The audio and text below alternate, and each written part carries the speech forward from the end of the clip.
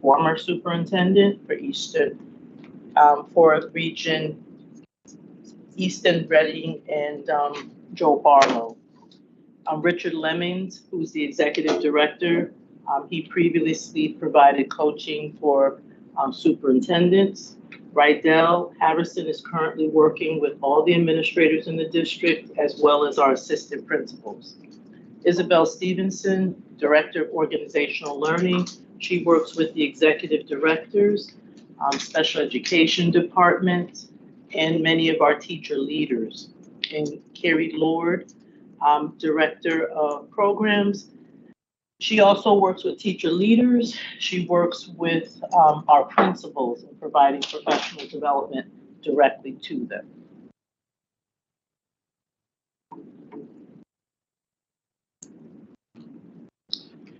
Partners for Educational Leadership have basic core values that made them attractive as an organization to partner with to support our leaders in the district. One of their core values is around partnerships. They work with us to diagnose challenges and to find solutions within the district's context. So the partnership is differentiated based on our school district. So what they develop with us is unique to Bridgeport Public Schools. Some of their core beliefs are around continuous improvement, engaging in a collective inquiry, but developing routines that will sustain continuous improvement over time. I'll share a bit about that belief system during the presentation. Another belief is that context matters, that the strategy that they develop with us is developed for Bridgeport Public Schools. They believe in supporting leadership throughout the organization. So you will see how leadership is supported from the executive level down to the classroom. Within all of this improvement work, teaching and learning is a belief that we have to partner together among each other collectively to improve teaching and learning, not just in theory, but what happens directly in the classroom between the teacher, the student, and the content. And then last but not least, partnering to disrupt systemic inequities, making sure we're looking at how to create culturally responsive practice to meet the diverse needs of our children, and partnering with institutions committed to anti-racism, making sure that our power is being used to elevate children and not to suppress their identities and learning.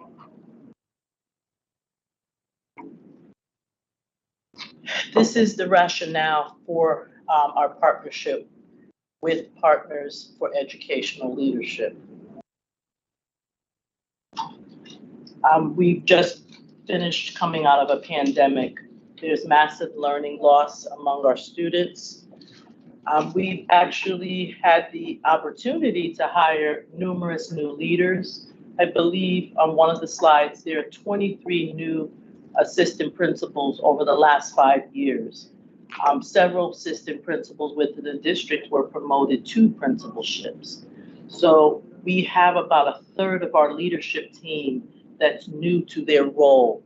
So partnering to build capacity in our leaders. We've had numerous staff turnover. So we expanded our leadership reach to classroom teachers. We established lead teachers. So there are about 227 lead teachers in the district across grades K through 12 to support the learning loss, to support teachers and leaders learning. And we partnered with them to identify a focus to support students, families, staff, and leaders. Over the last 5 years, we've had 2 administrators leave the district. We've had 13 administrators promoted within. 5 leaders have retired, and 2 leaders most recently participated in a position change of a promotion. Altogether, we've had 23 new assistant principals.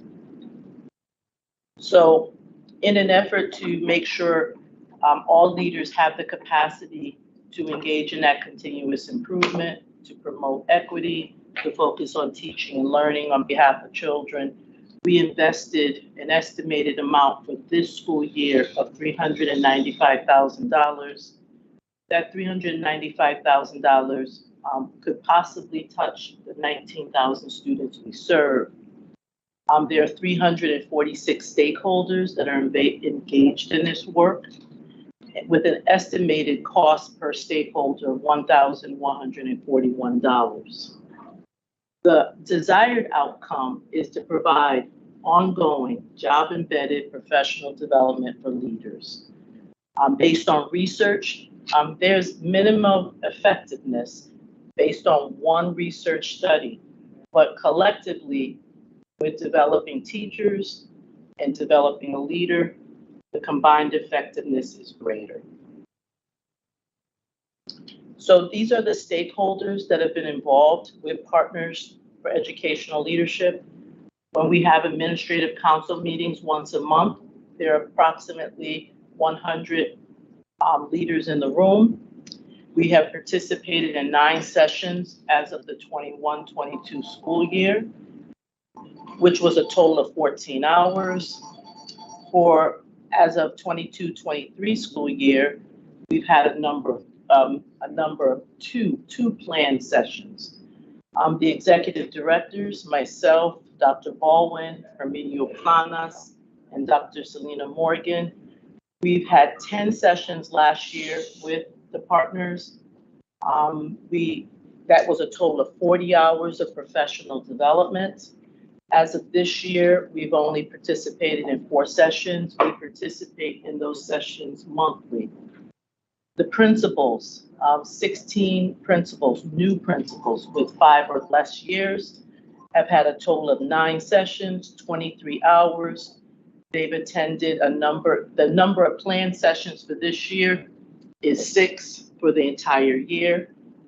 23 assistant principals, 9 sessions last year, 23 hours last year. 6 sessions have been planned for this year. Teacher leaders, 227 teacher leaders. The last week of August this year, the teacher leaders, about half of them participated in 4 sessions, 10 hours of professional development. That professional development focused on understanding adult learning theory, developing relational trust, understanding cultural competence among teachers.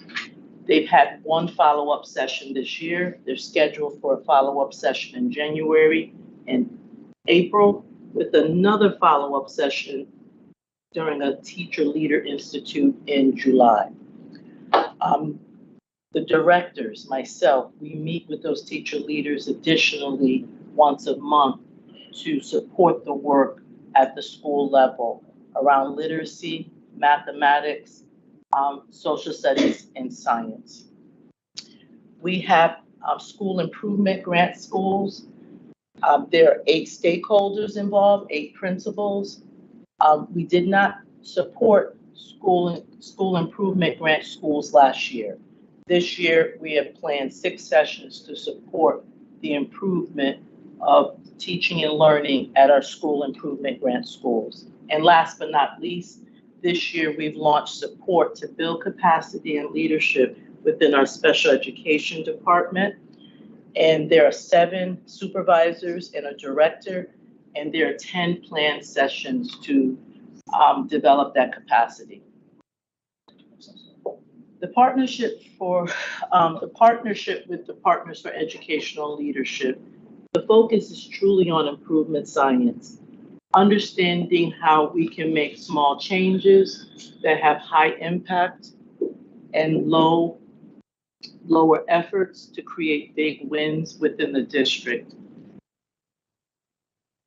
What do we mean by improvement science? What specifically are we trying to improve? One of our major improvement efforts is around chronic absenteeism. What changes that could drive that improvement? We've established home visiting. We look at data. There are attendance teams that support schools. We've established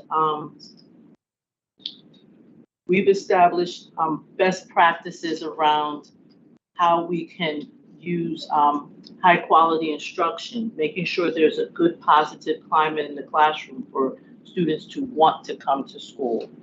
How will we know if a change is in effect an improvement? We engage in cycles of improvement called Plan, Do, Study, Act. While we know that a change does not always lead to an improvement, no improvement can occur without a change.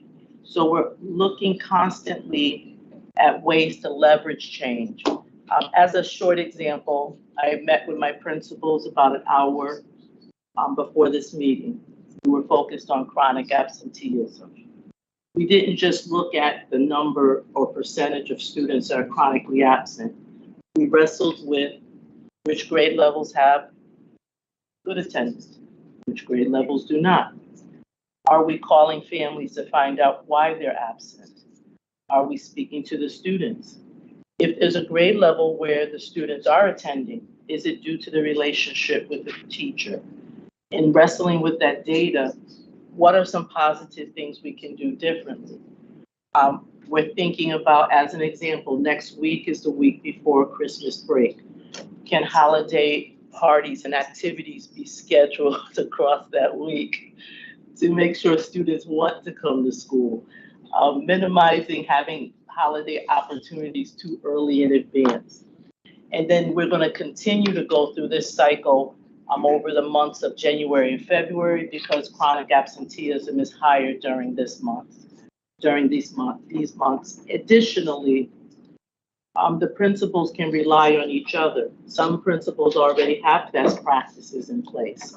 So with this work with the Partnership with Educational Leadership, we've embarked on looking at the role of improvement science to advance the learning of children and to build the capacity of the staff to solve the problems that are unique to Bridgeport Public Schools. I mentioned here on this slide that as humans, we're naturally diligent improvers. We want to grow better plants. We want to have it, improved data to help us navigate, when we need directions. You always want the most improved, updated ways information. We try to improve our bodies physically.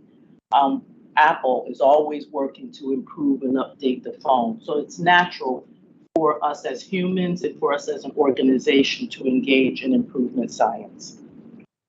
As educators, we're natural improvers. We look to problem solve, to close gaps, to go from where we are to where we want to be. And we start by engaging in problems of practice. So not being intimidated by problems, but having confidence, routines, and strategies to solve them.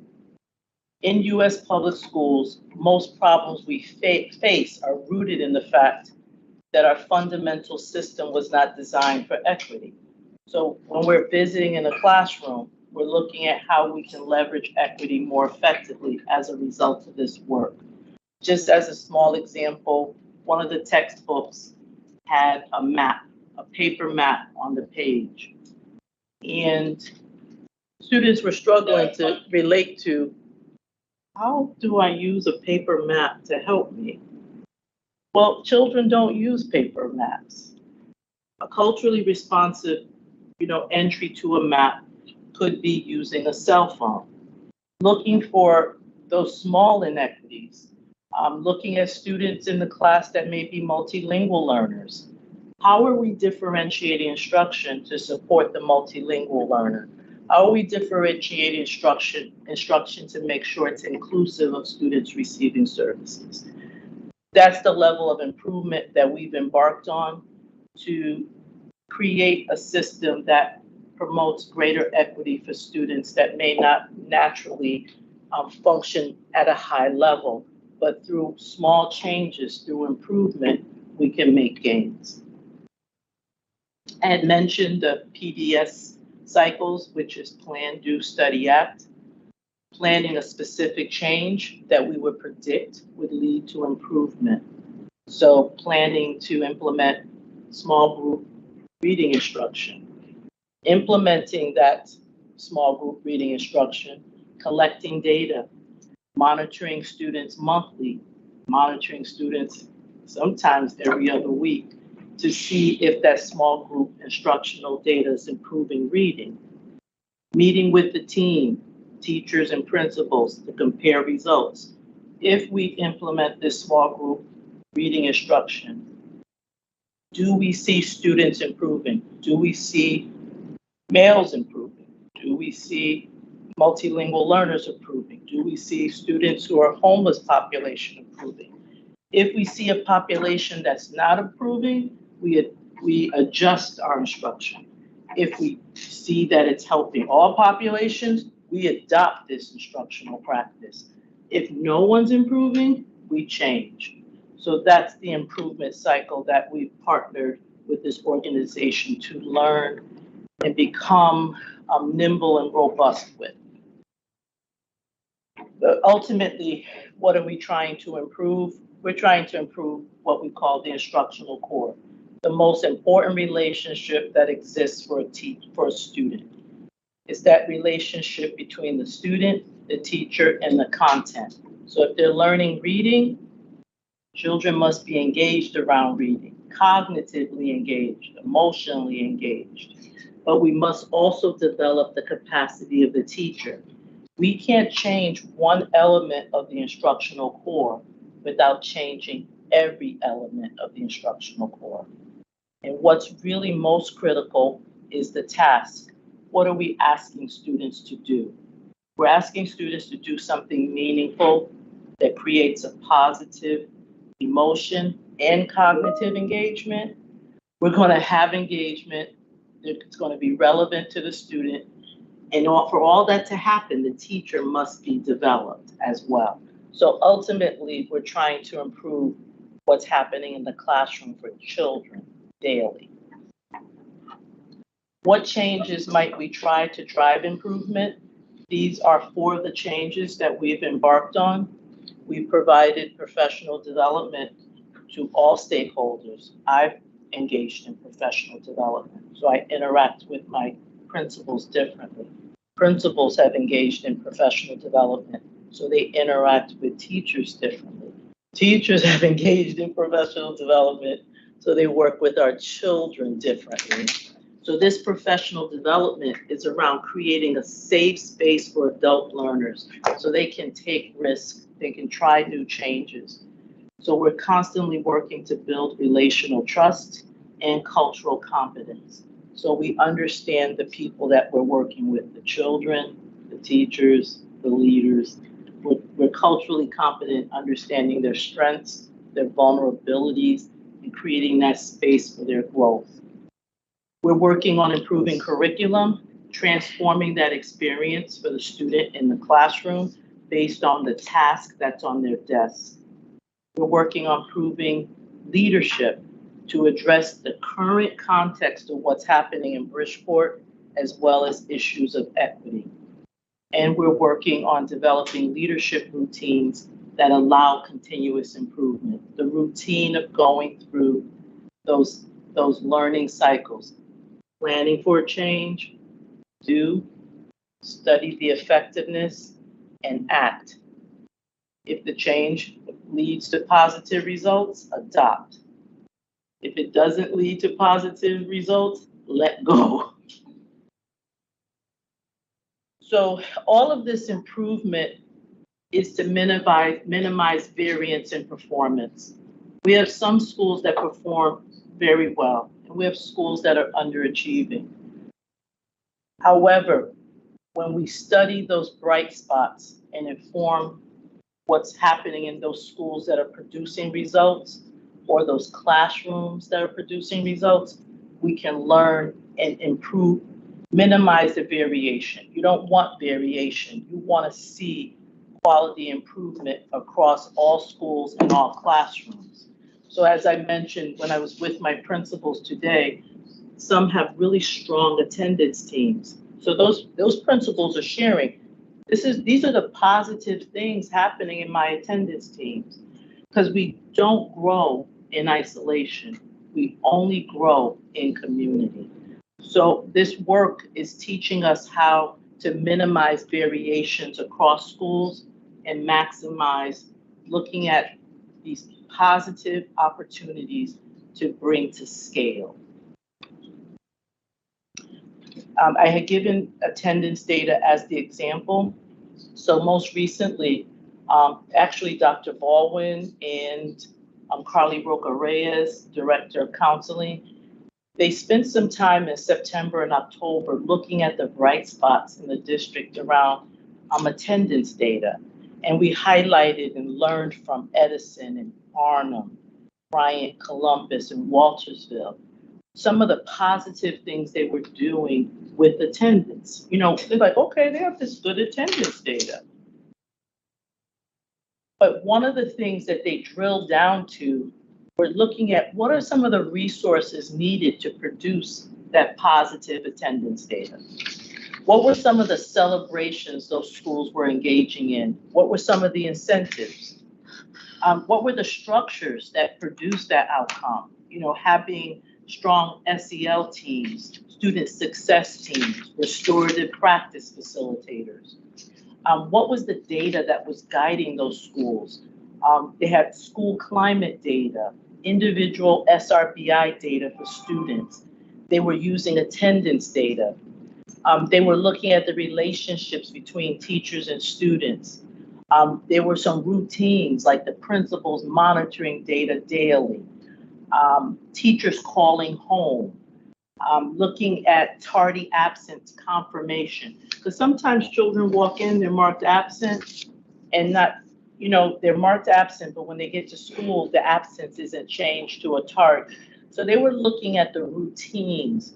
So this image here has become a tool for us to talk and discuss. These are some of the positive things that create outcomes. These are some of the small changes that can create better attendance. How can the leaders use this information to create improvement in their school? And finally, hopefully these could be some of our next steps with the Partners for Educational Leadership if we continue with the partnerships. Continue to look at the school system to identify areas for improvement, especially focused on equity. Today, here at Aqua, there were, I believe, about 20 assistant principals here studying equity with Rydell Havison, studying how to understand how to use our individual positional power to elevate and advance learning for children. One of the other areas of equity unique to Bridgeport, large and growing multilingual population, students who are chronically absent and students receiving special education services. So we would continue to look at the system that way. We could continue to use the drivers of professional development, curriculum, leadership, and culture to advance our improvements.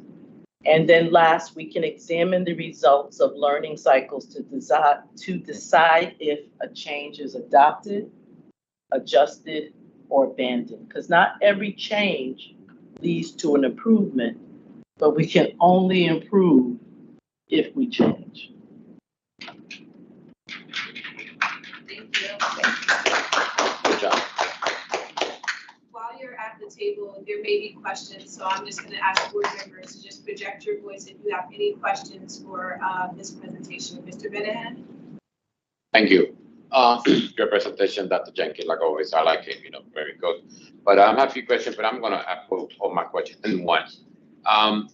I see everything about staff and everyone and not to work together and everything is amazing. But I want to know how Mr. Harrison, Mr. Lemons, Ms. Stevenson, and Ms. Lord, how everyone had to be working with parents. Because I know us and you guys are professional, they can work with the students and give them the best. But I like to be sure the parent be involved because we don't want all the time the staff.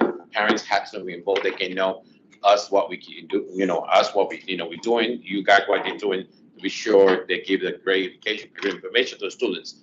What part parents are being in that area? At this time, there's no direct service from the partners to parents. That is not something that we have planned.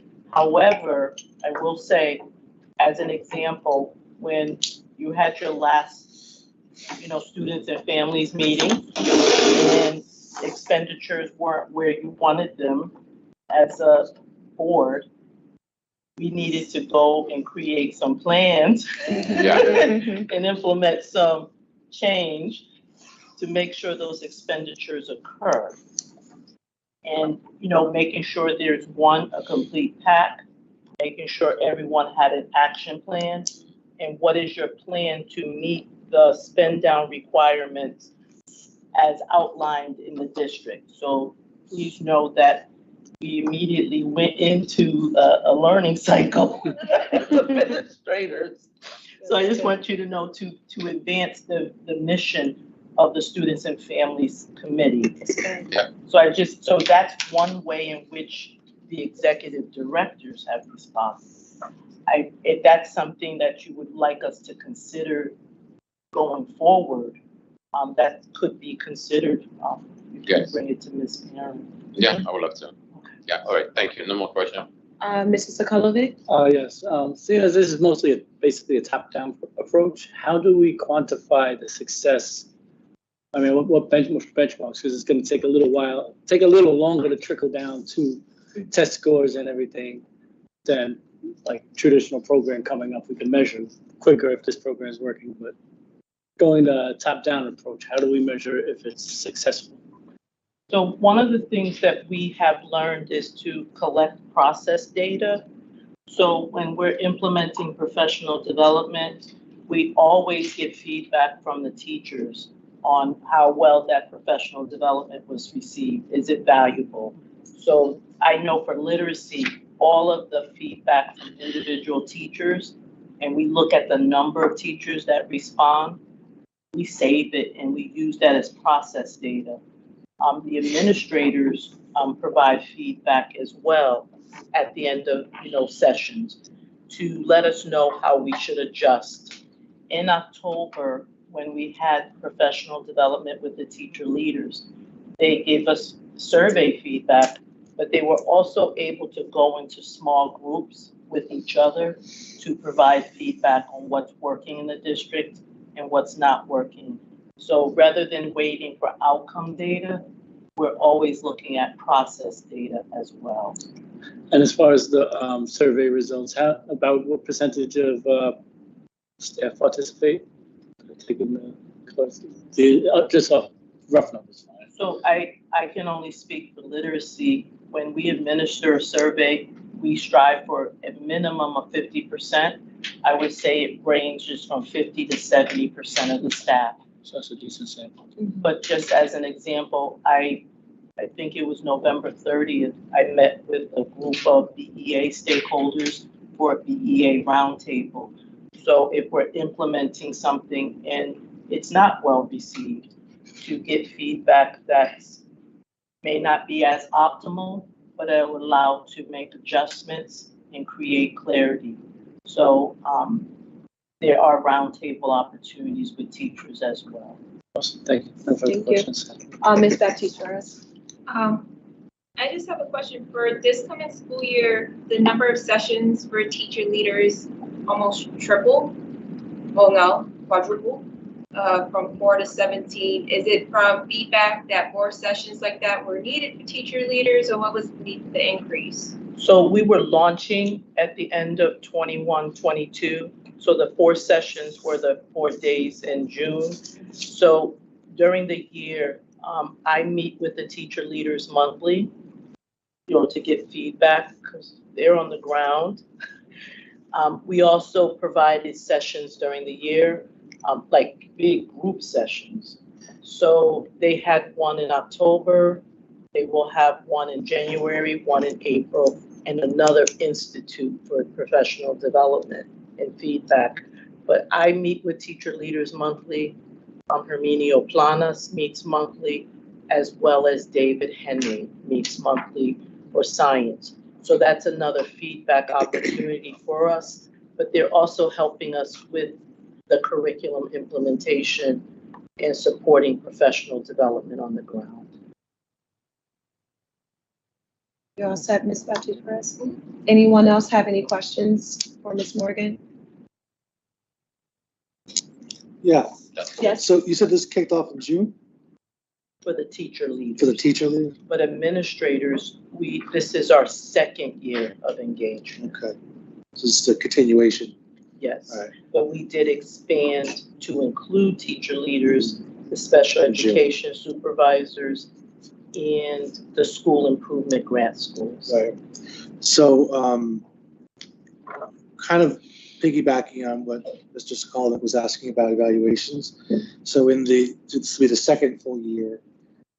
What type of feedback have they received and made any adjustments based on, or was there no calls for adjustments to their delivery of the program with the partnership? Really working to make it more practical application to what they're doing in the building. Mhm. So just, they taught us a process or a routine called an empathy interview. So where we would ask a leader or a teacher, what they think about something, and not physically, like no facial expressions, no body language, but to create a safe space for any stakeholder to give us feedback. So as I mentioned, when I met with the BEA union for a roundtable, there were a variety of feelings about some of the literacy changes. Some was resistance, some anxiety, some feelings of confusion. So they've taught us how to collect, they call it street data, because you can collect satellite data. They call it satellite, street, and map data. So street data is like when we do the home visits and we collect that verbal feedback from families. So when we are trained to do empathy interviews, when there is resistance to change, confusion, frustration, to try to get to the root of it, and be more humanistic, because like Mr. Sokolovic said, we could just plow straight along and not collect data that would inform changes and more quickly. Because if we wait for student outcome data, we may not see an outcome because we haven't addressed the human side of change. They've also called it adaptive change. Human change has to be adaptive, understanding the emotional needs of the person. Technical change, like fixing this projector, is pretty easy. So Don't tell that to him. normally it is. But it's going to get fixed and be done. Whereas trying to make a change in how we deliver reading, trying to make a change in how we address chronic absenteeism, we're addressing the human side of it. Some people may feel overwhelmed by it. But how do I meet you where you are to implement a small change? Just so I understand, those 4 individuals it's their product, their program, and they're implementing it in these professional developments? They've developed the program Right.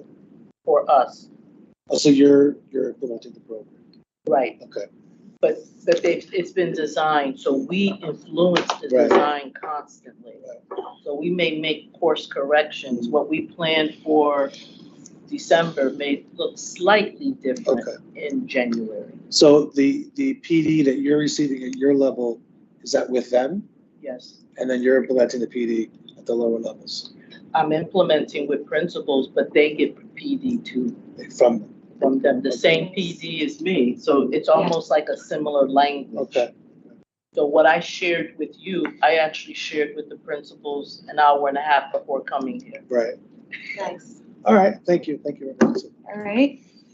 If there's no further questions, thank you, Dr. Jenkins, and I apologize for saying your name incorrectly. Thank you. Does it need action?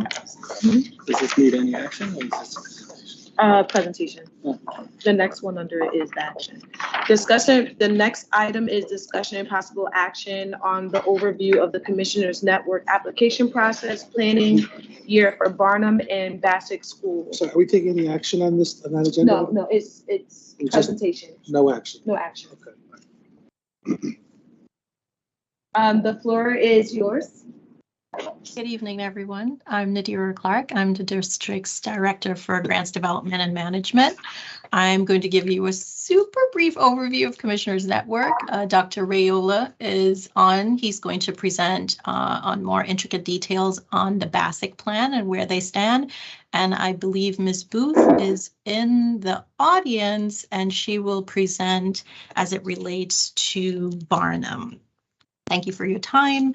I did send along some information in the packet, and that's what I will be reading off of if you wanted to follow along, because I cannot share via the screen that I have.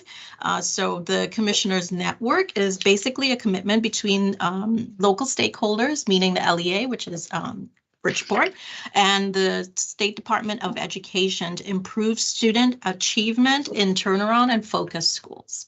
And Bassick and Barnum will explain to you more about their statuses as that relates to this program. So the state decides to make a really concerted effort to improve what they call TACO.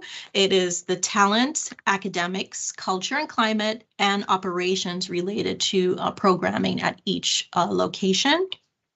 They are looking forward to providing monies into the millions over several years at each location that they end up choosing to go ahead and provide resources focused on that TACO area.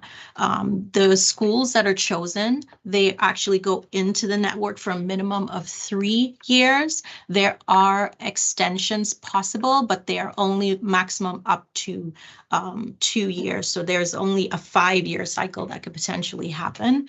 The district has had several other Commissioner Network schools, starting with Curial, actually in the first cohort, that was in 2012.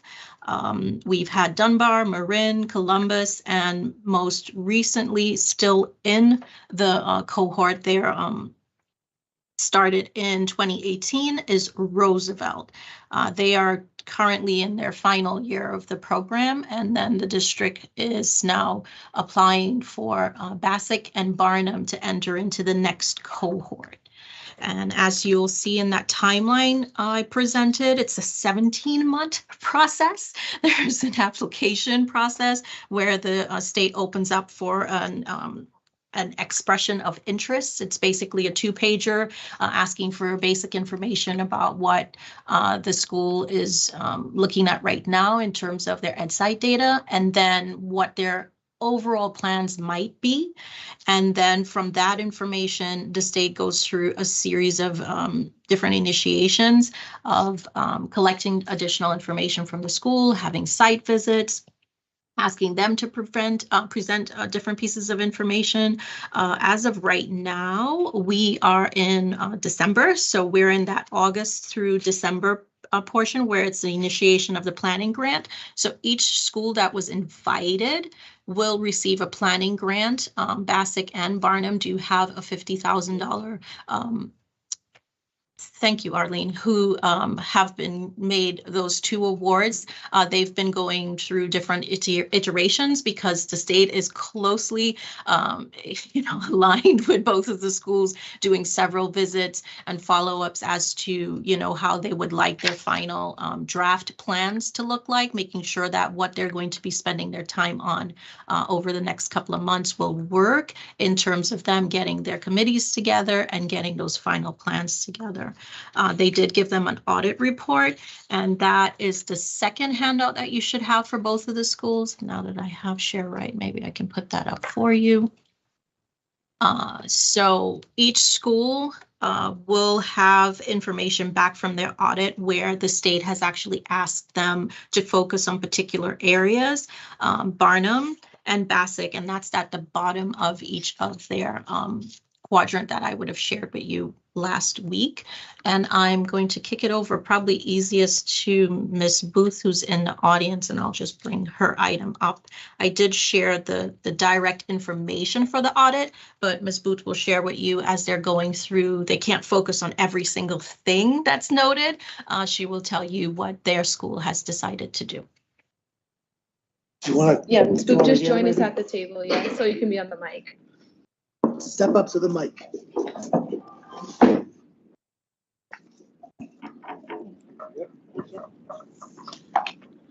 Good evening. I'm Christine Booth. I'm the principal of Barnum.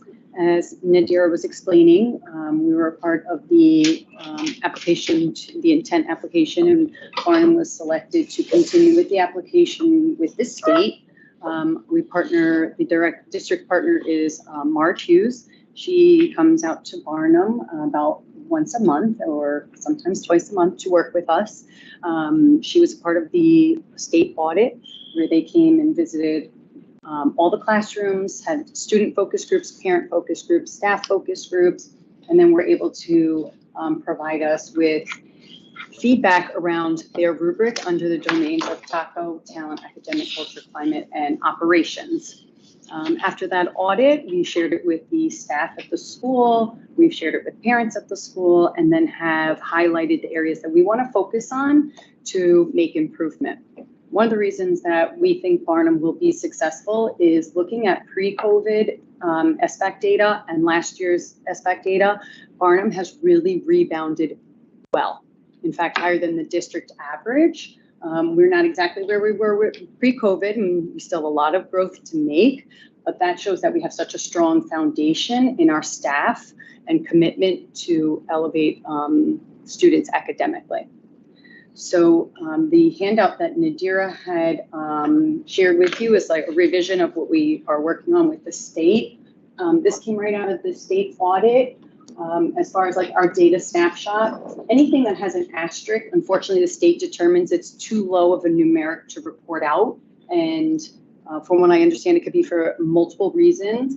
But our numbers, unfortunately, were very, under low performing area. And then if you, is it Nadira, are you presenting? Yes, scroll down.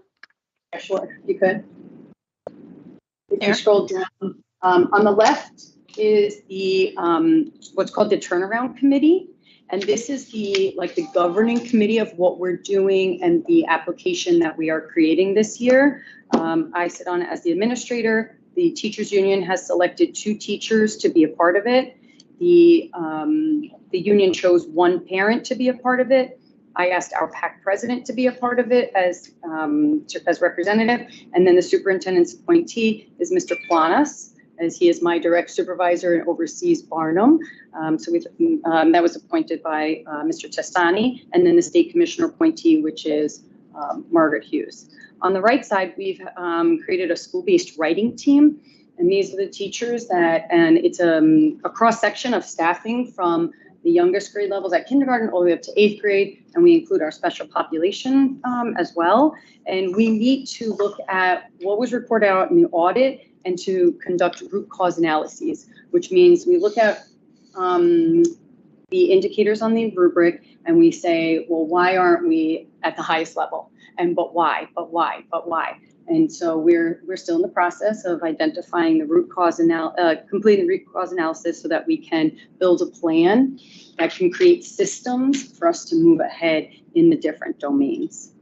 And then if you move to the bottom, these are the highlighted areas that we're really focusing on. And it really almost kind of encompasses everything. But the focus is to build the capacity of the staff to elevate their practice, which in turn impacts students positively. As well as the culture and climate, there's attendance, there's a parent piece, operations, the use of time. So it really, we want to move Barnum forward holistically. And so through the Commissioners Network, we complete this application. It said it's a year, but it's due March 3rd, which feels like it's coming really quickly because it's, a lot of work and hearing a lot of voices and making sure that we're being thoughtful in our process. If the state team that's working with us approves it, then it would move forward to the State Board of Ed in the spring. And if we're granted acceptance into the network, we become basically one of a network of schools. And there's financial resources that come with it that allow us to do the professional development and the in-house coaching, the advanced coaching that we would like to advance our practice. Thank you. Are there any questions, or we can wait till after the last presentation? Okay, sure. Back to you, Ms. Clark. Okay, and so next up, we do have BASIC. I'm going to put their item on the screen if it would let me.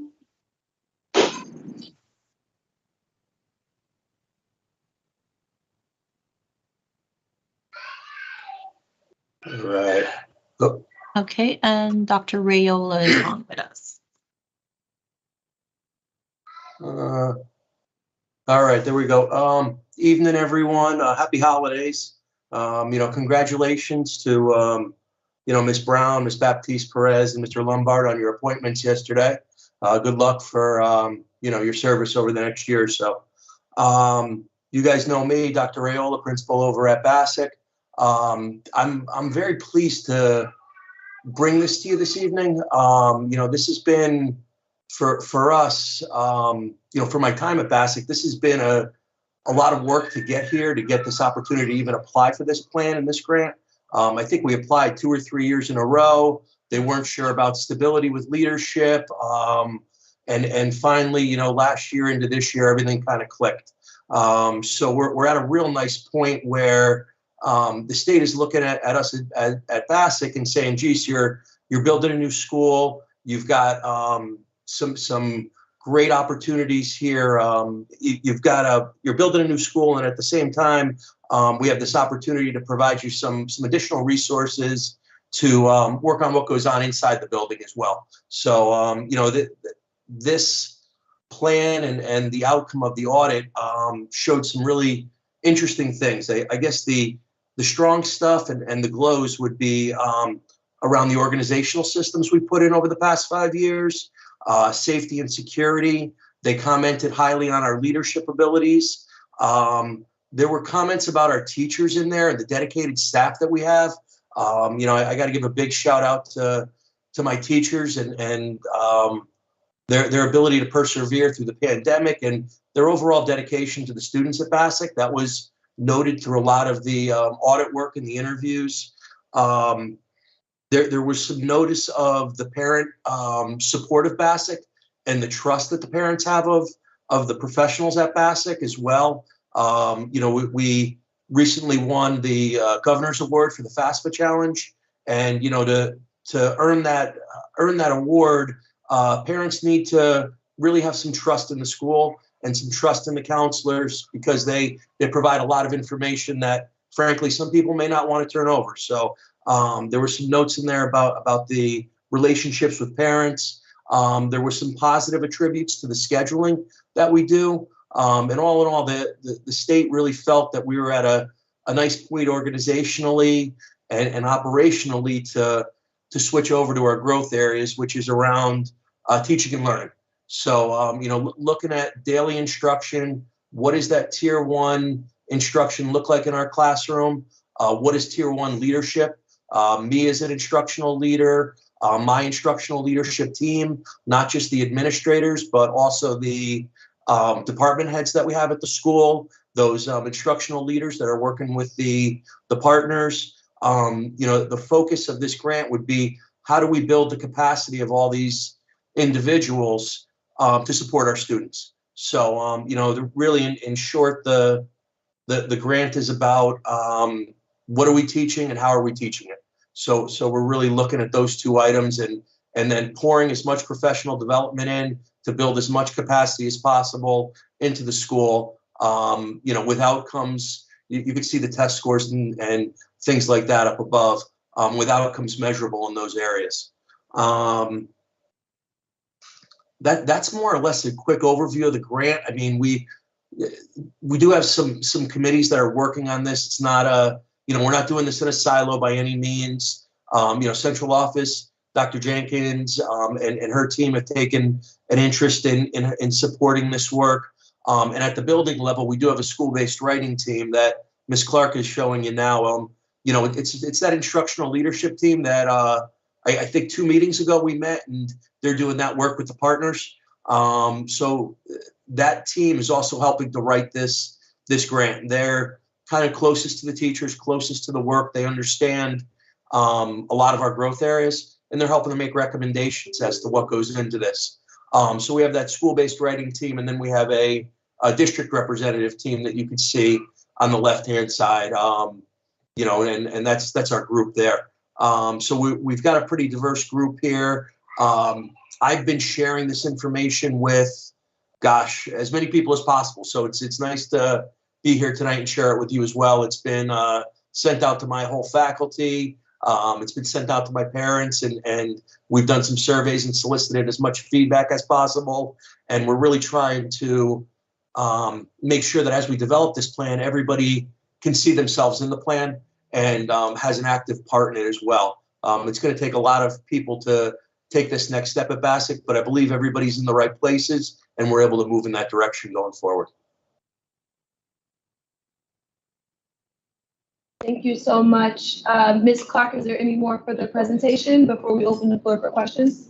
No, those were the 2 main items. Thank you. Thank you to both principals for sharing today. I'll open up the floor for any questions for either of the principals and their schools. Mr. Benahan? Thank you, Ms. Brown. I have a question for Ms. Booth. Hi, good to see you again. When I see the top, when they say the percent, and I see that grade 3rd, 4th, 5th, 2021, 2022, and they say maybe it's low. The commissioner work, they allow that. It's not a problem. It's not something that just because the numbers look, the percent is down, that, they keep going with the, with the network. Yes, and that is one of the reasons we qualify, because Okay. our scores are low and underperforming. That is one of the reasons that we qualify to apply. Okay. I just want to be sure. I don't see number that's I get nervous. That's why. And I have a question with Dr. Riola. Dr. Riola, I see, and they say that in yours that the special ed is, you don't have nobody special ed for now, or maybe you're gonna ask somebody else. Within the committee, yeah, we were lucky. We actually just hired a new coordinator for our special ed. A bright individual. Actually, we just put the rec for hire in last week. So we're lucky. Yeah, special ed will be fully represented. She's going to start, I think, February 1st. So right after that, we'll have special ed on, represented a little bit more heavily on there. All right, thank you.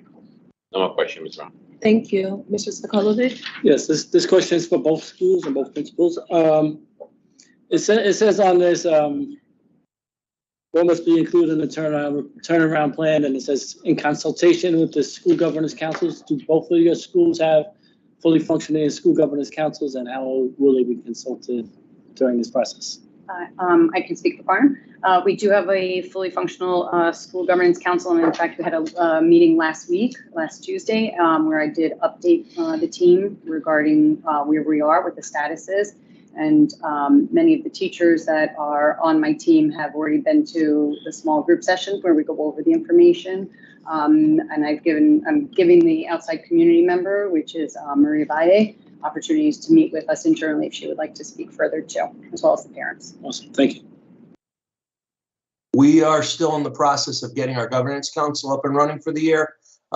We've had some difficulty getting some of the community partners back on board and some of the parents as well. So we're a few steps back on that, but on the other side of it, we have advertised this work out to the entire community. So there's definitely an awareness of what's going on, and we are seeking input from the representatives from the community. Thank you. Any other questions? Ms. Baptiste-Perez? I was just curious, it says for additional resources available to network schools, they may provide financial support. Can you elaborate on the kind of financial support? Is that more supplies, professional development? Is it, whatever can be interpreted as financial? I guess. I could take that question.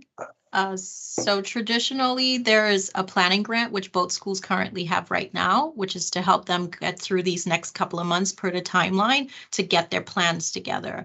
And under that, both schools have put together their budget indicating they would like to pay for additional professional development. If it's in some cases in the past, some schools have ordered books to help their writing groups learn more information about the items that were turned back during the audit, and so that they could present a really good plan. Once the schools are accepted, usually the first year is about $1 million or a little bit less.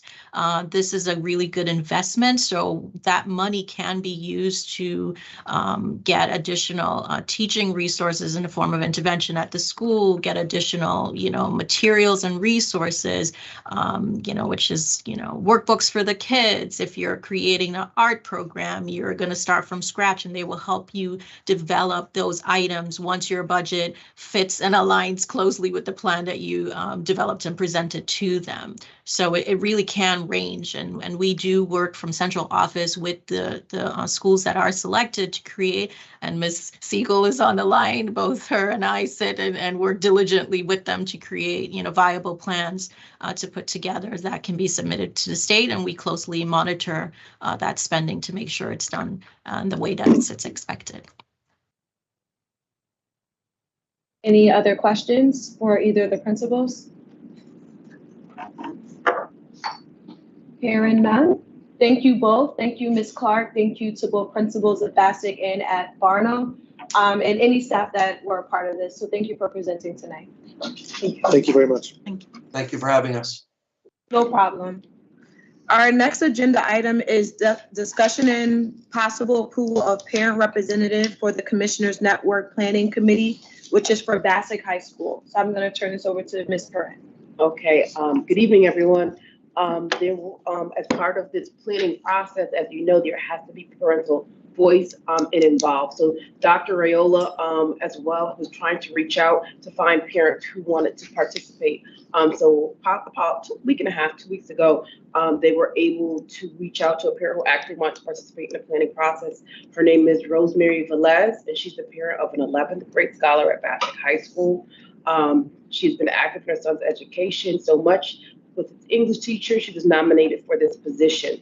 When the principal asked Ms. Velez if she would take on this responsibility, she responded by saying anything she could do to help Bassick. So Ms. Velez is a lifelong Bridgeport resident and also attended Bassick High School. She is very thankful for this opportunity and wishes to serve. Thank you. I will now entertain a motion to accept the name for the parent for the Commissioners Network. So moved. Second. Moved by Mr. Bennett, second by Ms. Allen. All in favor? Aye. Discussion, sorry. No worries. I just got a quick question. He says she's a teacher and a parent.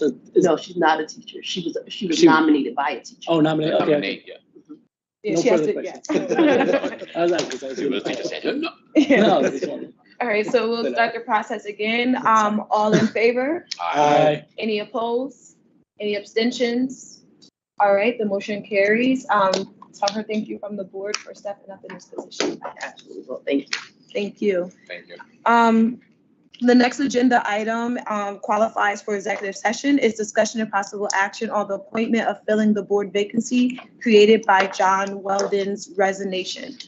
We actually have 2 candidates here tonight, and we will give them that opportunity to start the process. I'll entertain, it can be done in public, but I will entertain a motion to go into executive session if needed. It's up to the Maybe board. after to discuss. Yeah, we can discuss, yeah. Right. I'm just trying to think. I think we would have to do it, I believe, one at a time, Yes, it would have to be one at a time. mention both their names, and ask them both if they would like to Correct. have it in executive session. I mean, have it in public. Mhm. The same way we do when Right, they're right. hiring, Yep, correct. principals and stuff like that. Correct. So our first candidate, sorry, I want to make sure I say the name correctly.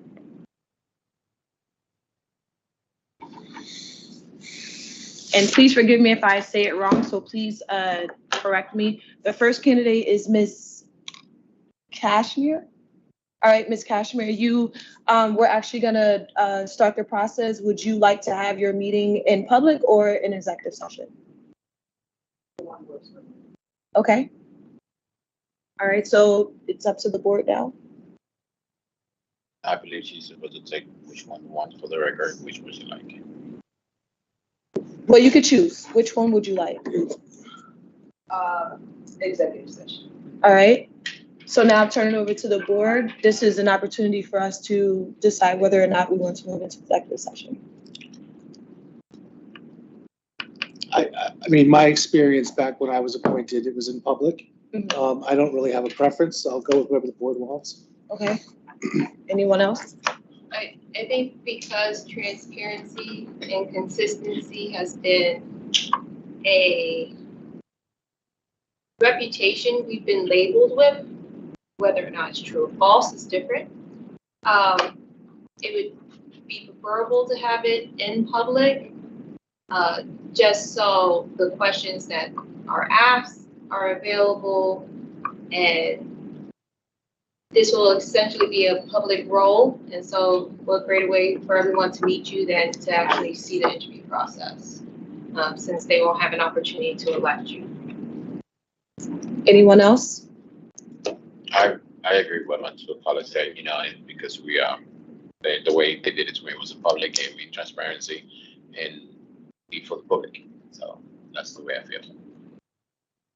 Ms. Allen, would you like to say anything about it? No, I'll just vote along with the group, whoever. Okay.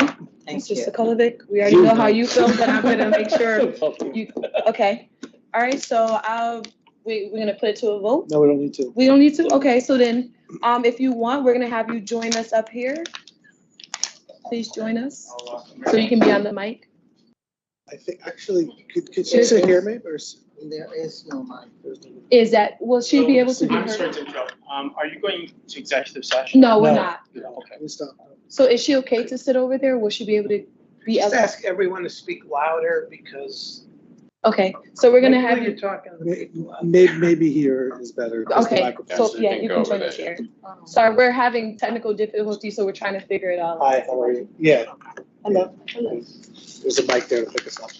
All right, so just project your voice. At this moment, I just want to remind board members that resumes, cover letters, well, not cover letters, but letters of intent are in your portfolio. But what we also have agreed to with doing this process, that whatever question we ask for one, we must maintain that same question for the other candidate as well.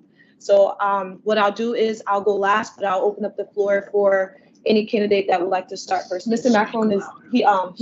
You left. Yeah, so let the record reflect, Mr. Macron is no longer a part of the meeting. And who would like to be our first person to ask her a Is question? Joe gonna come back? Should we wait? Yeah, Joe stepped out. Went to Okay, the restroom. so just give us 1 minute. Motion for 5-minute recess? Oh, never mind. I withdraw my It's motion. there. Sorry. So how about what we'll do is we'll give you a couple minutes to introduce yourself, tell us a little bit about yourself, and then we'll open up the floor for questions. The floor is yours. Okay, thank you. Thank you for this opportunity. My name is Akeisha Casimir. Was born and raised in Stanford, graduated from Stanford Public Schools. Attended Norwalk Community College, and I earned my associate's degree in human services. And then I attended Sacred Heart University, where I earned my bachelor's degree in criminal justice. I have two children who are 28 and 26, and they are both college graduates. They were both born in Bridgeport. And I live in Bridgeport, and I work in Bridgeport, and I'm really excited because I am getting ready to work for myself, reinventing myself, and it feels great. And so the hands-on experience that I have and the classroom experience that I have, a combination of the two, brought me here to you today. I've always been involved in my kids' school. I joined the PTO for both of their schools, and I ended up being voted in as the district-wide president of the PTO Council of Norwalk, Connecticut. So I can go on about myself because I just love myself, but I won't. So that's about it. Thank you. All right. So what I'll do is I'll start at this end of the table and work our way around. Mr. Benahan, would you start us off with? Okay, I can reverse. Yeah, please. We'll start. Ladies first, ladies first. So we'll start with Ms. Baptiste Perez. Would you like to start your first question? Do you have any kind of affiliations that would conflict or impact your decision-making abilities on this Board of Education? No. Ms. Allen? I didn't hear, but do you have children now presently in the school system? No, ma'am, I don't. Thank you. So, as you may know, there's a lot of different committees that are on the board, and you may be asked to serve on one or more. Some of them include finance, teaching and learning, students and families. There's governance, contracts.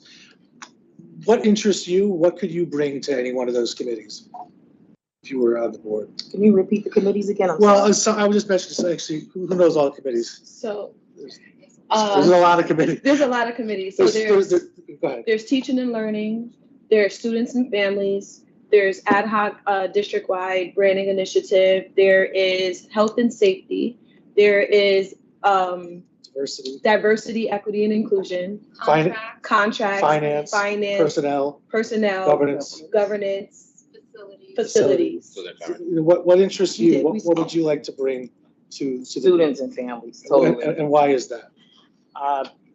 I have over 3 decades of experience working with families, children and families.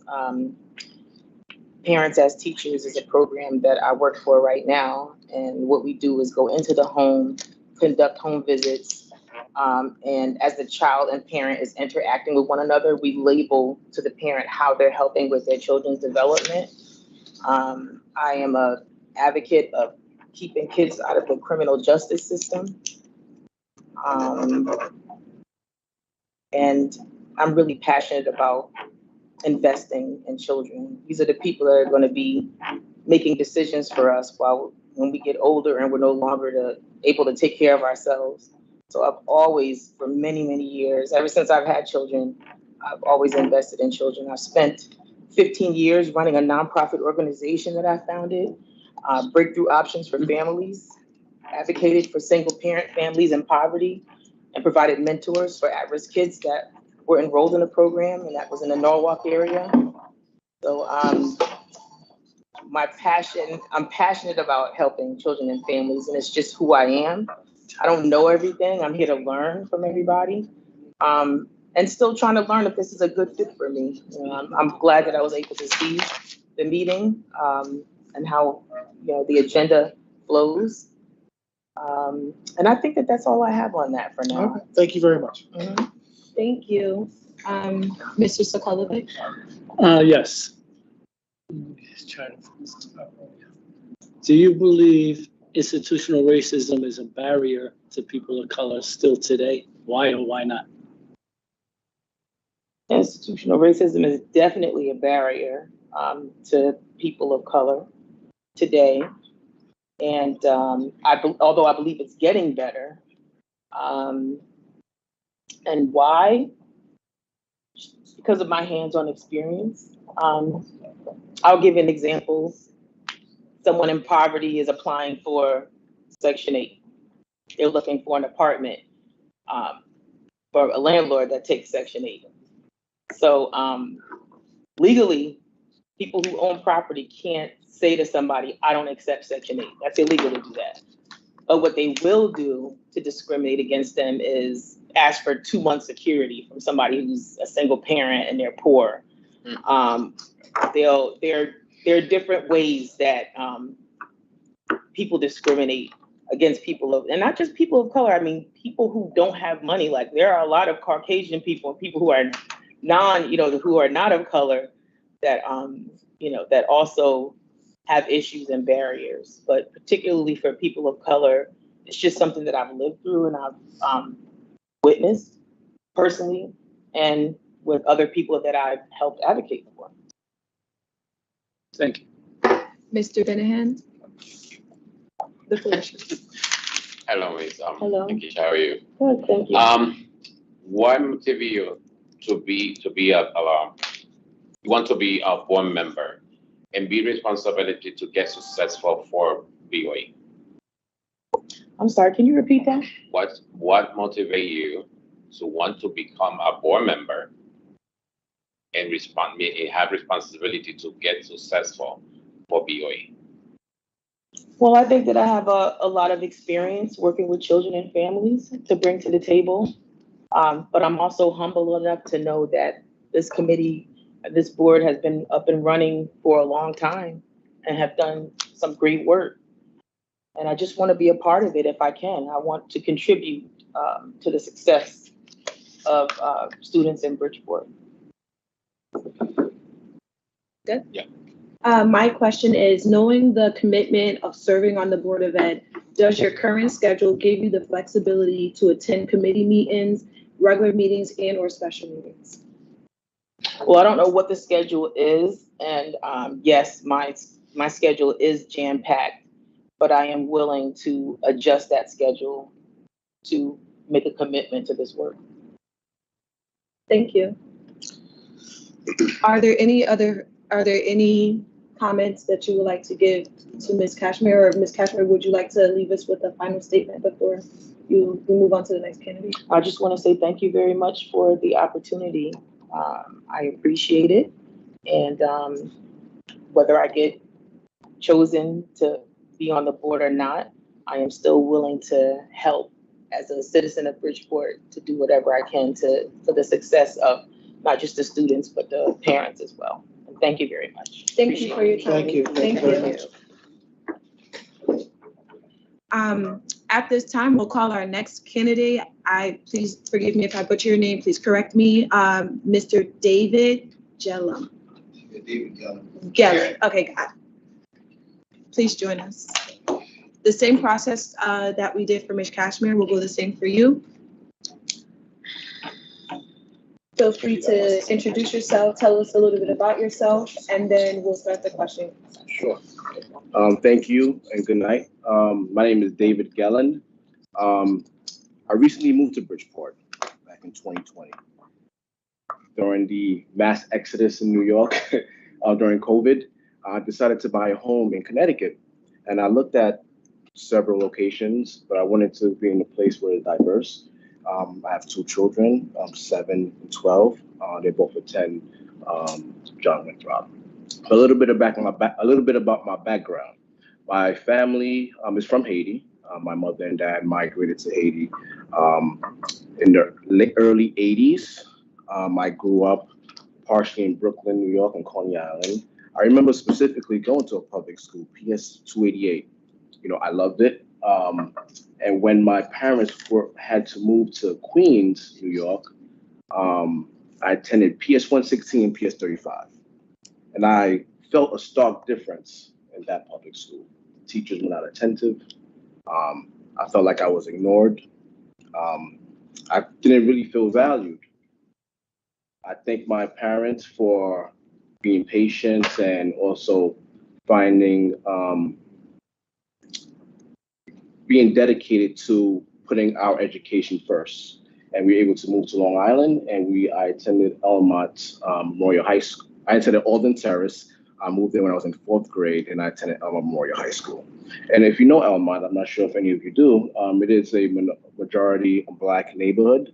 But I was able to excel in Elmont. In Alden Terrace, I was identified that I needed, at 4th grade, I was reading at, in 5th grade, when they did my evaluation, I was reading at a 2nd grade level. I was able to get the help that I needed to continue on my path and be where I am today. And I knew it was because of the community, folks in the community. I knew it was the board members, teachers, principals, everyone, parents who fought hard for the students to ensure that they were equipped to tackle the real world. I'm currently 36 years old. I graduated from Molloy College with my bachelor's and master's degree in nursing. I'm a nurse practitioner. I work full-time. Currently, I'm I'm a senior nurse manager for critical care units. I cover sort of 8 units. So what brings me here today? When I decided to transition my children full-time to school here in Connecticut, I was left with a choice, to be honest. I heard about open choice, where maybe my children can have an opportunity, maybe someplace near that's outside of the city. I have a congregation in Trumbull. I was contemplating bringing them to the Catholic school there. However, I wanted to stay true to what matters. I think public school really matters, and I wanted my children to get that experience. They attend John Winthrop. I love the teachers there, and I see the great work that's being done here in the board. So I just wanted to end it there for now. Thank you. So we'll start the question process again. We'll start with Ms. Baptiste Perez. Do you have any affiliations? And I want to well, I'll keep it consistent to what I asked Ms. Cashier. Family members that may work for the city of Bridgeport that will conflict with or impact your decision-making ability as a public official on this board? No. Ms. Allen? I have no questions. Yeah. I think you heard the same question. I think he answered it. He has 2 children in the Bridgeport school system. Yes. Okay. Mr. Lombard? Thank you.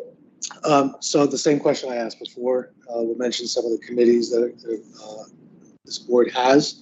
You may be asked, if you're on the board, to serve on 1 or more committees. You will be asked to serve on 1 committee. What would interest you, you would like to give your input into, and why?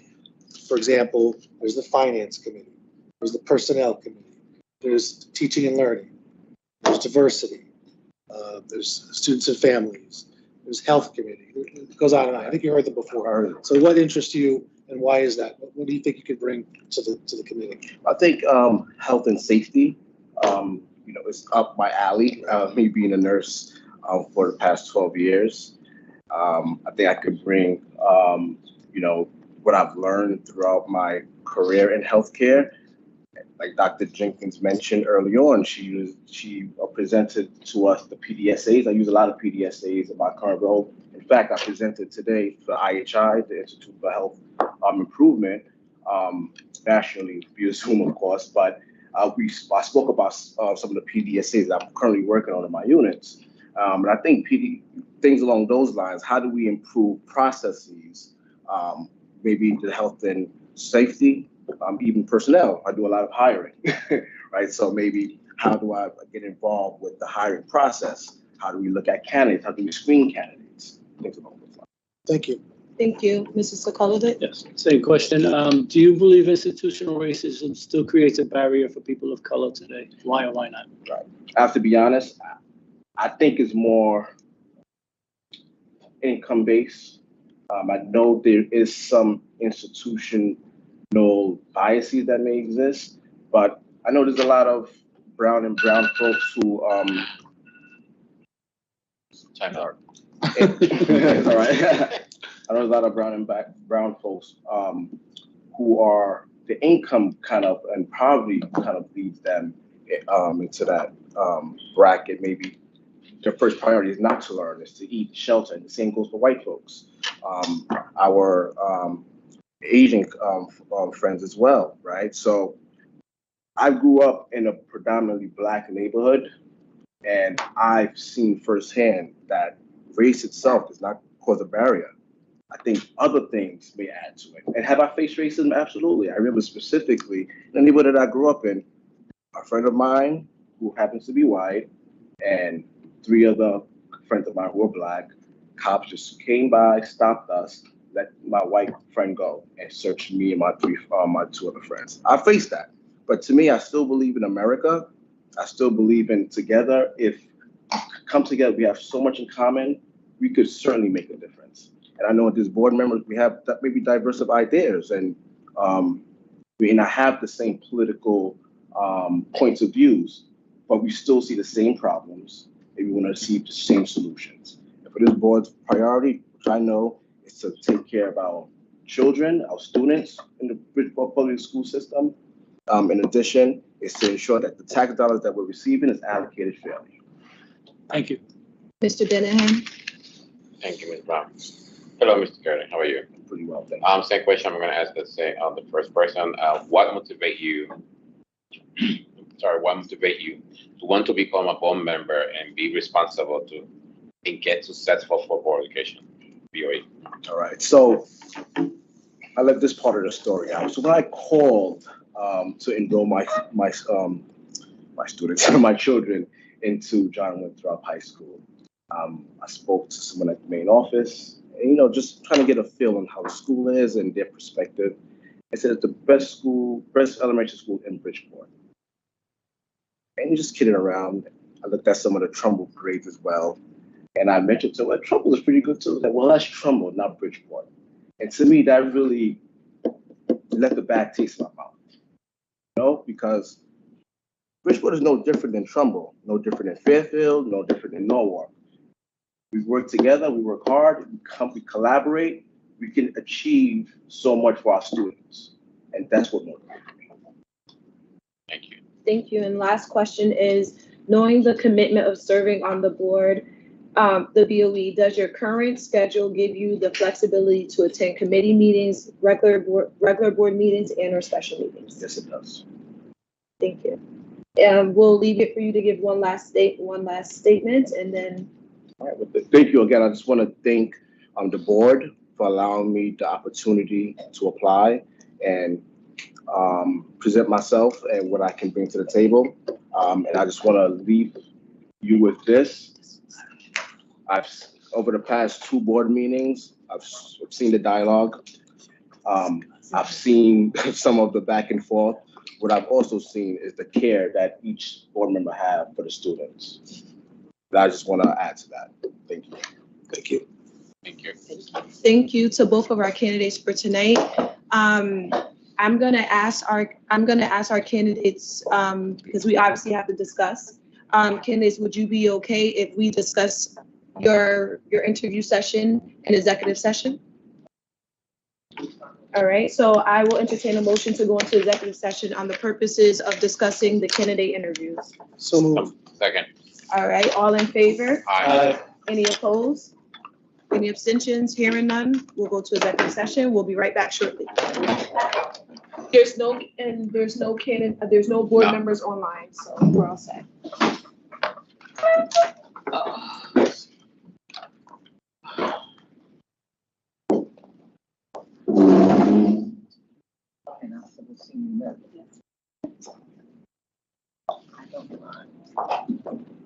Yes.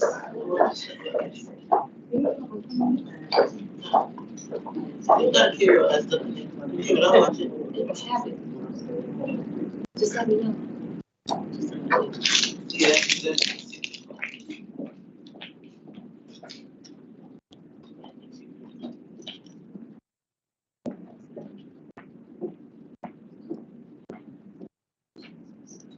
What is that?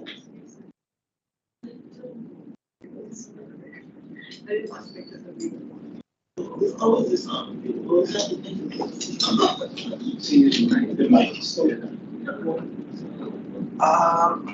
I don't know how you guys turn that off.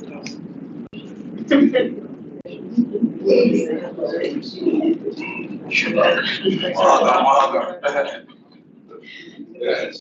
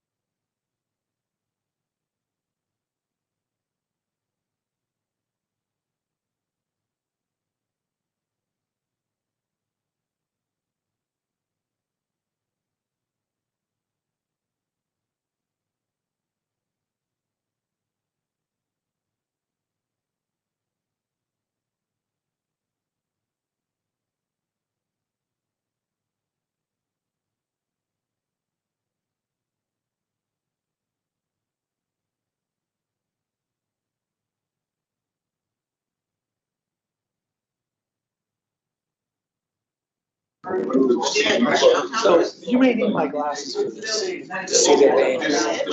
But here, try this That was one. very difficult. I wish it was in there. Oh, it is.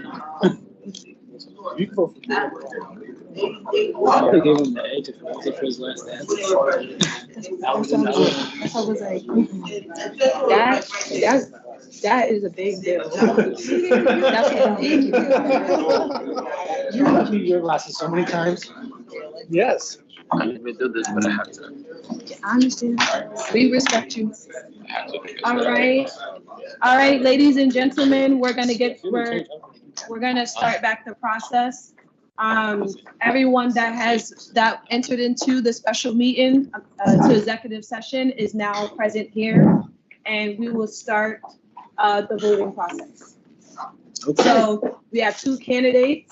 What you're gonna do is I'm gonna call on you and you're gonna say which candidate you would like. It's either yay or nay for either candidate. Got it? So the first candidate is Miss Akeisha Cashmere. Miss Akeisha Cashmere. And we will start with Miss Baptiste Perez. Sorry, I'm so tired. Yay. Miss Allen, Keisha Casimir. Yay. Cashmere, Yay or nay? yay. Mr. Lombard, Yay. Mr. Sokolovic, Yes. Mr. Benahan. Yes. Let the record, And you? oh, me, yes. Let the record reflect that there was a total of 6 yeses for Miss Cashmere. So with that being said, congratulations to Miss Cashmere. Nice work. Yes. And Mr. Galvin, I want to say thank you very much for coming out tonight, for stating your interest, and I hope your interest remains. And in a year, there's an election. If it's something you're really serious about. You said you already came to one of our board meetings before, so continue to do so, and we hope you stay close by. Okay, so thank you. Thank you. All right, Mr. Lombard, I believe you have to. Yeah, we'll do it. Yeah. Madam Chair? Yes, sir. May I suggest a 5-minute recess to take care of this business, swearing in? So, because it's actually not on the agenda, but it doesn't need to really need to be done. So if we just do a quick 5-minute recess. Okay. Well, it does that, and then we can reconvene with the new board Motion member. recess. So move. All in favor? Second. Aye. Aye. All Okay. in favor? Aye. Ms. Casper, could you?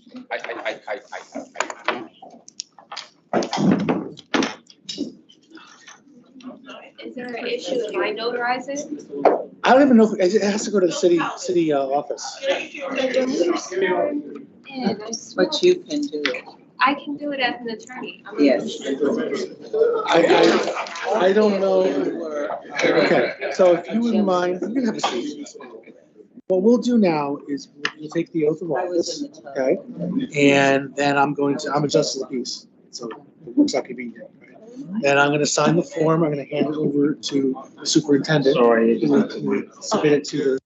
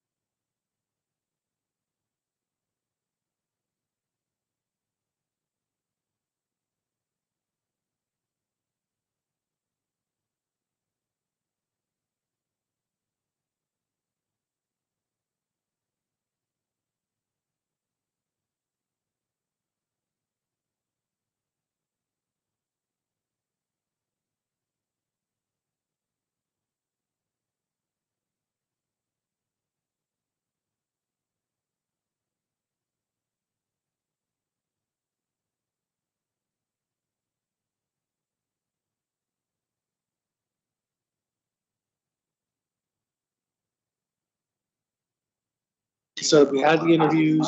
I was sworn in at the public.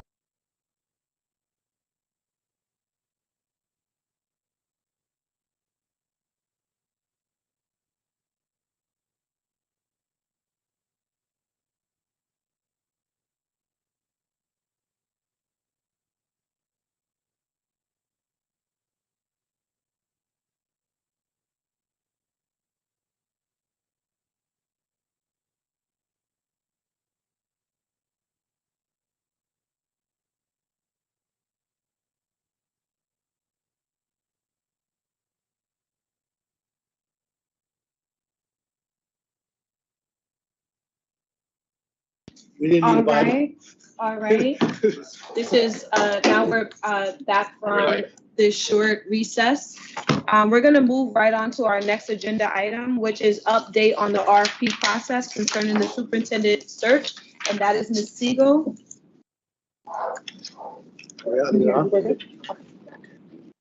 Hi, Ms. Siegel. Don't hear. You're on mute. You're muted. Can you hear me now? Yes. Very good. So good evening to everyone. The RFP for the superintendent search firm was posted on November 18th, 2022, and the return date is January 4th, 2023. Mr. Pires will receive the proposals from the city purchasing office. He will then notify the superintendent, who will notify the board chair so that a meeting of the superintendent search committee can be scheduled. And the superintendent search committee would then review and rate the proposals in order to propose a search firm to the full board for approval. Thank you, Ms. Siegel. Yeah, there's no need for discussion. We just want to make sure there was an update for the board. So we appreciate it, and we'll look forward to, because our next meeting next year, we'll have more of an understanding of where everything stands. So we just want to say thank you for the update. What was that date again? That, I know the 4th is when it January ends. 4th. And then when will The return date is January 4th, 2023. And after that point, we'll. Yep. Mhm. That is all. Thank you, Ms. Siegel. Thank you. Good evening. All right. Good evening. The next one is discussion and possible action on the 2023-2024 school year calendar. Everyone should have it in front of you. Please take a moment to review it if you haven't, and see if there's anything missing, anything out of place that we can have corrected. Just have to take your word. I have my glasses, so.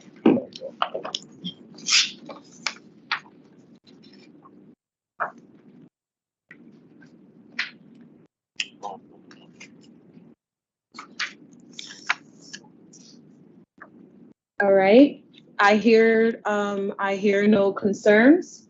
At this moment, I'm going to entertain a motion. Motion to approve the 23-24 calendar as presented this evening. So move. Second. He beat you to it. No, he's. Second by Ms. Allen. All in favor? Aye. Discussion?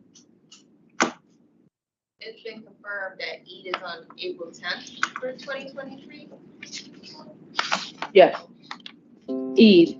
She was saying the. Yeah, okay, sorry. So it begins April 9th and ends on Eid April 10th. Okay. Okay. That's why I wanted to make sure.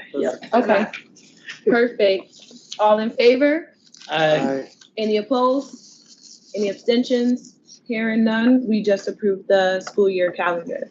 The last agenda item is discussion and possible action on the 2023 regular board meeting schedule. You all have a copy of that in front of you. Please review it, take a moment to see if there's any corrections that need to be mentioned.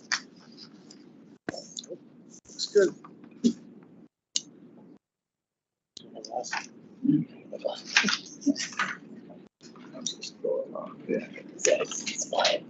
Wait, the first one we roll over the school calendar, The school right? calendar, now we're on our calendar, our board calendar.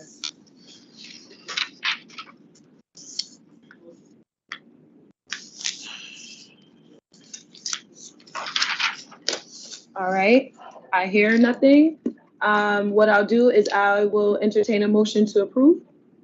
So move. Moved by Mr. Benahan, Second. second by Ms. Allen. Discussion? I don't see no holidays. I think we're in the clear. Okay. Mr. Sokolovich? You good? Okay, all in favor? Aye. Any opposed? Any abstentions? Hearing none, board meeting calendar has been approved. Now we'll entertain a motion to adjourn the meeting. So move. So moved. Second. All right, all in favor? Aye. Any opposed? Any abstentions? Hearing none. Have a good night, everyone. Thank you. I always forget the discussion part. All right. All right, I don't mind this, but I guess I can say. I know.